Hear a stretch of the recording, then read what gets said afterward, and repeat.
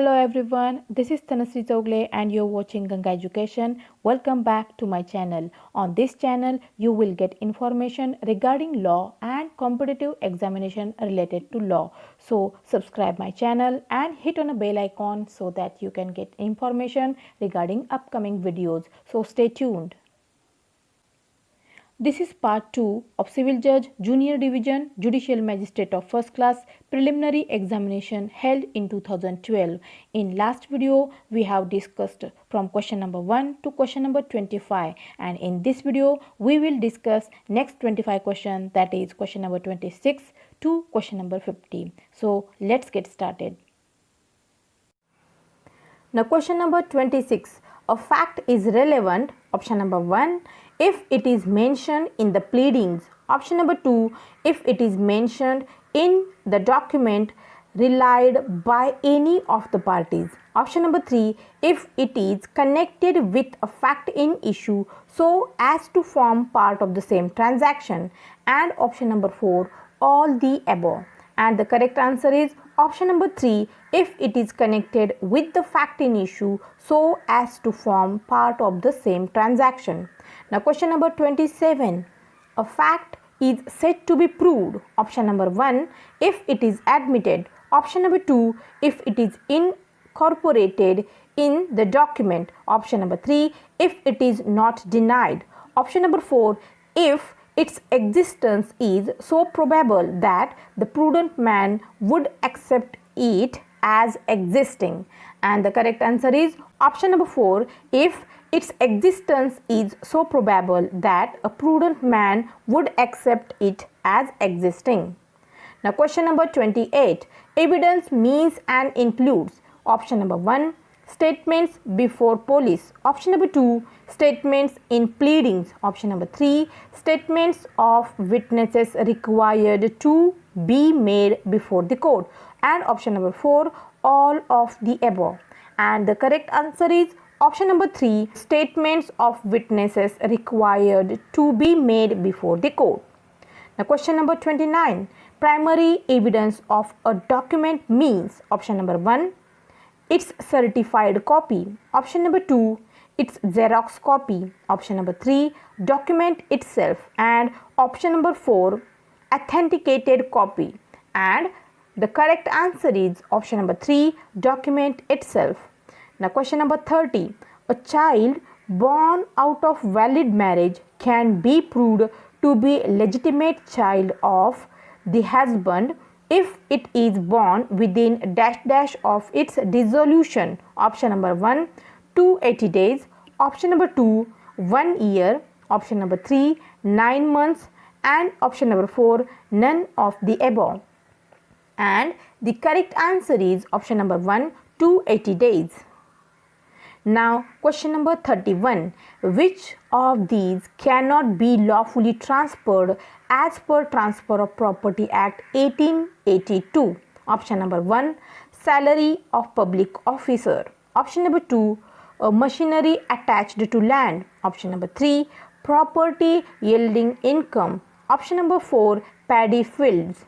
And the correct answer is option number 1, salary of public officer. Now question number 32, as per section 6 of Transfer of Property Act 1882, an easement dash dash dash be transferred apart from the dominant heritage. Option number 1, can. Option number 2, cannot. Option number 3, may. And option number 4, must. And the correct answer is option number 2, cannot. Now question 33, which of these is immovable property as per the provisions of Transfer of Property Act 1882? Option number 1, standing timber. Option number 2, grass. Option number 3, fruit trees. And option number 4, growing crops. And the correct answer is option number 3, fruit trees. Now question number 34, the term transfer under the Transfer of Property Act 1882 refers to. Option number 1, partly or whole transfer. Option number 2, absolute or conditional transfer. Option number 3, contingent transfer. and option number 4, both 1 and 2 are correct. And the correct answer is option number 4, that both 1 and 2 are correct. Now question number 35. As per section 9 of the Transfer of Property Act 1882, oral transfers are option number 1, valid, option number 2, voidable, option number 3, conditionally valid, and option number 4, illegal. And the correct answer is option number 3, conditionally valid. Now question number 36. Under the provisions of Transfer of Property Act, the unborn child acquires vested interest. Option number 1, upon his birth. Option number 2, 7 days after his birth. Option number 3, 18 years after his birth. And option number 4, no acquisition of vested interest. And the correct answer is option number 1, that is upon his birth. Now question number 37. The mortgage in which, without delivering possession of mortgaged property, the mortgager binds himself personally to pay the mortgage money is known as option number 1, English mortgage, option number 2, mortgage by a deposit of title deeds, option number 3, simple mortgage, and option number 4, anomalous mortgage. And the correct answer is option number 3, that is simple mortgage. Now question number 38. The gift of future property is option number 1, void, option number 2, voidable, option number 3, valid, option number 4, void ab initio. And the correct answer is option number 1, that is void. Now question number 39.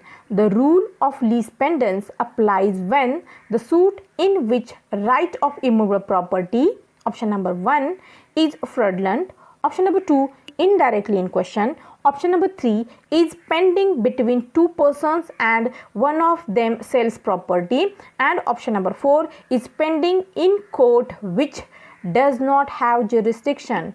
And the correct answer is option number 3, is pending between two persons and one of them sells property.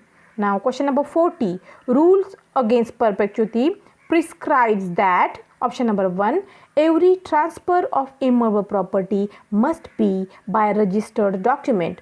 Option number 2, every transfer of immovable property must be in writing. Option number 3, no transfer of property can operate to create an interest which is to take effect after the lifetime of one or more persons living on the date of such transfer. And option number 4, none of the above. And the correct answer is option number 3, no transfer of property can operate to create an interest which is to take effect after the lifetime of one or more persons living on the date of such transfer. Now question number 41. If a contract comprises an agreement to do an act and also not to do certain acts, option number 1, no injunction can be granted to prevent performance of the negative agreement. Option number 2, injunction can be granted to prevent performance of negative agreement only if affirmative agreement is enforceable. And option number 3, injunction can be granted to compel performance of both or any of them. And option number 4, injunction can be granted to compel performance of either of them only. And the correct answer is option number 3, that injunction can be granted to compel performance of both or any of them. Now question number 42. A suit for recovery of possession based on the previous possession of the person can be filed by such a person even against the real owner of the property who has dispossessed him. Option number 1, within 1 year of his dispossession. Option number 2, within 3 years of his dispossession. Option number 3, within 6 months of his dispossession. And option number 4 is not maintainable. And the correct answer is option number 3, that is within 6 months of his dispossession. Now question number 43. A suit for specific performance of a contract for its enforcement can be decreed when, option number 1, there exist no standards for ascertaining the actual damage caused by the non-performance of it. Option number 2, the compensation in money would afford adequate relief. Option number 3, a contract which is in its nature determinable. And option number 4, performance of it requires the court to continuously supervise it. And the correct answer is option number 1. There exists no standard for ascertaining actual damage caused by non-performance of it. Now question number 44. A court may not exercise its discretion to decree specific performance of a contract when, option number 1, the contract gives the plaintiff an unfair advantage over the defendant. Option number 2, when there exist no measures for ascertaining actual damage from breach of such contract. Option number 3, the contract is voidable at the option of plaintiff. Option number 4, it involves some hardship to the defendant which he could foresee. And the correct answer is option number 1, that the contract gives the plaintiff an unfair advantages over the defendant. Now question number 45. A suit for rescission of a contract by any person having interest in it can be decreed in his favor. Option number 1, where the contract is terminable by the defendant. Option number 2, where the contract is voidable at the option of the plaintiff. Option number 3, where a contract is contingent. And option number 4, none of the above. And the correct answer is option number 2, where the contract is voidable at the option of plaintiff. Now question number 46. No court shall declare that the plaintiff is entitled to a right. Option number 1, if he is minor. Option number 2, if he is able to seek further relief than mere declaration but omits to do so. Option number 3, if he is insane. Option number 4, if his right is based on a contingent contract. And the correct answer is option number 2, that if he is able to seek further relief than mere declaration but omits to do so. Now question number 47. A perpetual injunction is granted to the plaintiff, option number 1, to restore possession of his property to him. Option number 2, to protect him physically. Option number 3, to prevent the breach of an obligation existing in his favor. And option number 4, none of the above. And the correct answer is option number 3, to prevent the breach of an obligation existing in his favor. Now question number 48. In a suit for perpetual or mandatory injunction, option number 1, plaintiff cannot be granted damages. Option number 2, plaintiff can be granted damages if claimed specifically by him. Option number 3, plaintiff can be granted damages even if not specifically claimed by him. And option number 4, none of the above. And the correct answer is option number 2, that is, the plaintiff can be granted damages if claimed specifically by him.